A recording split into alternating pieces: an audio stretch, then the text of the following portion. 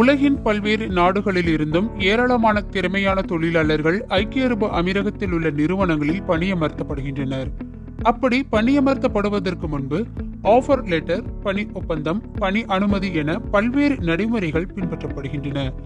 இப்படியான சூழலில் அமீரகத்திற்கு புதியவர்கள் அல்லது அமீரகத்தின் வேலைவாய்ப்பு சட்டம் மற்றும் தொழிலாளர்கள் சட்டம் பற்றி அறியாதவர்கள் என பல ஊழியர்கள் சில சிக்கலான சூழலின் போது என்ன செய்ய வேண்டும் என்று தெரியாமல் குழப்பத்தில் இருப்பார்கள்.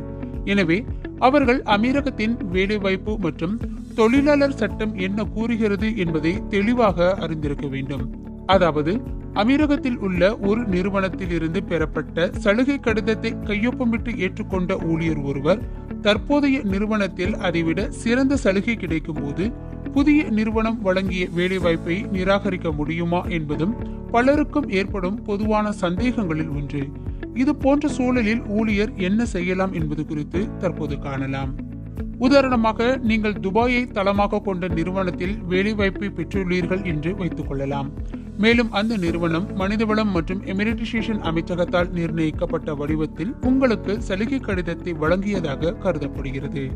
அதாவது 2022 அமைச்சர் ஆணை எண் 46 படி அமீரகத்தில் ஒரு ஊழியருக்கு அமைச்சகம் நிர்ணயித்த வடிவத்தில் ஆஃபர் லெட்டர் வழங்கப்படலாம். அதன் பிறகு ஒரு முதலாளியும் பணியாளரும் ஒரு வேலை ஒப்பந்தத்தில் கையெழுத்திட வேண்டும்.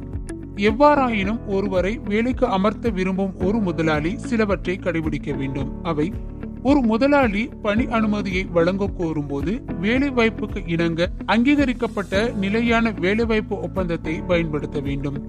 மேலும் வேலை வாய்ப்பில் குறிப்பிடப்பட்டுள்ளதை விட ஒப்பந்தத்தில் பணியாளருக்கு அதிக நன்மைகளை சேர்க்க அனுமதிக்கப்படுகிறது.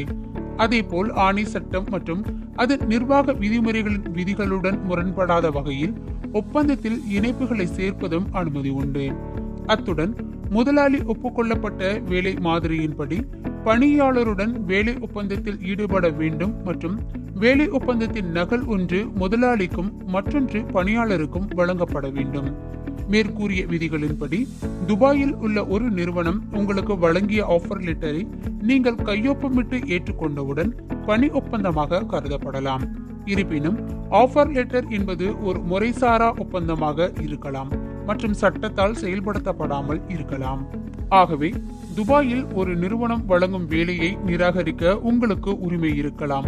மேலும் அந்த நிறுவனம் உங்களை அதில் வேலைக்கு அமர்த்தும்படி வற்புறுத்த முடியாது. அதாவது ஒரு பணியாளரை பணி வைக்க அல்லது கட்டாயப்படுத்துதல் அல்லது அபராதம் மூலம் அச்சுறுத்துதல், அவருக்காக பணிபுரியுமாறு கட்டாயப்படுத்துதல் போன்ற எந்த வழியையும் முதலாளி பயன்படுத்தக்கூடாது என்று வேலைவாய்ப்பு சட்டத்தில் கூறப்பட்டிருப்பதும் குறிப்பிடத்தக்கது.